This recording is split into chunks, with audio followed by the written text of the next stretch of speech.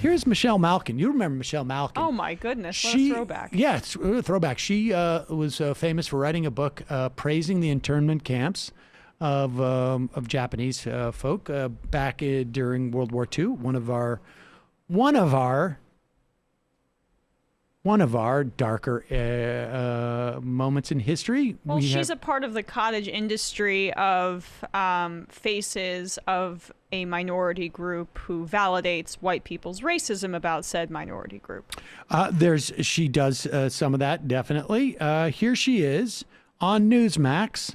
Oh, she's hosting there now. Oh, here she goes. And here she is. She is basically showing her solidarity with those people who have been subject to anti-white and anti-American bullying. Is there any clearer sign of how privileged a society is than the disproportionate amount of time that society spends guilting citizens over how privileged they are? In America 2021, our children are being indoctrinated from kindergarten through college to hate the historic American nation, its founders, and the majority race in this country. They're being taught by anti-white, anti-American bullies that we are all just nothing more than the miserable sum of our politicized racial and ethnic identities. Instead of celebrating the privilege of American citizenship, minorities are steeped in grievance, victimhood, and contempt. But not while woke white liberals are hurling themselves under the bus to prove their so-called virtue. Check this out. In Minnesota, a dinner theater canceled its production of a Cinderella show because it was, quote, too white. Or how about this? You remember that 2020 Democratic presidential candidate and self-help guru Marianne Williamson? Well, she leads white followers in a prayer of apology to black people. Oh my God, are those two things actually happening in the country? Are we losing? Did they cancel that dinner theater production of Cinderella? Wait, I also want to know this. When the F were they doing a dinner theater production during COVID? Yeah. Well, I mean, you would think Michelle Malkin would have been in favor of that, but because it was too woke, that kind of supersedes the COVID denial. And I can't believe this Marianne Williamson thing has been going on. That's how are we going to survive as a country when Marianne Williamson is leading a prayer for basically to apologize? I'm very much in favor of her tweeting out interesting animals, though. She's been doing that lately, which I very much approve of. Colorful, beautiful animals. This is what we're going to hear for years. I mean, from these folks, and still not clear on like what the issue is fundamentally. I mean, it's more or less the same thing. This is such a retread. It's unbelievable.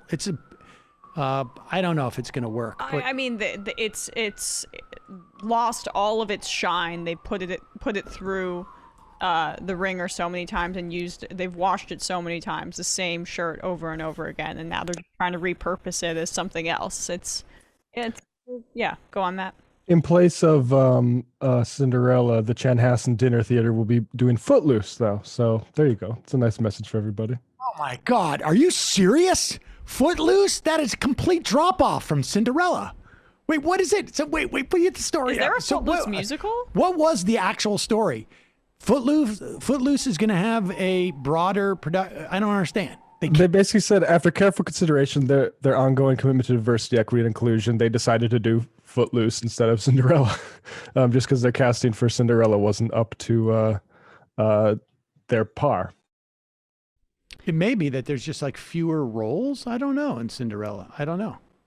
I got news for you. The real problem with Cinderella is just more of the same like bullshit of if she can convince the prince that she's worthy, she gets monarch. Yeah, and also what her argument is predicated on is that the only people who are trying to fight for more inclusivity and for progress in society are guilty whites. And that's like the entire straw man that she's zeroing in on. But she, as an Asian American woman, she can say how it's just them. You know, we don't want this. we, as a representative for this community, don't want there to be progress from the leftists and what they're pushing for. They're being self-congratulatory or narcissistic or whatever it is. And so that's when the useful face for conservative voice card comes into play.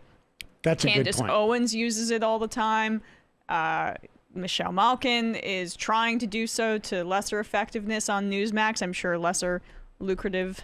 As if folks who have been marginalized and have been left out of the benefits of our society for generations are just like, these guilty white people are just doing it for themselves. Yeah, well, it's the same reason that the Trump administration sent in, when they were trying to crack down on the Black Lives Matter protests, the federal troops into the whitest cities first, because they didn't want the optics of going after Black Lives Matter protesters, the people who are on the front lines. Their entire argument is predicated on the notion that true minorities who are not being represented by white allies. They're the ones that are the problem. And so that's where the usefulness of people like Michelle Malkin comes in.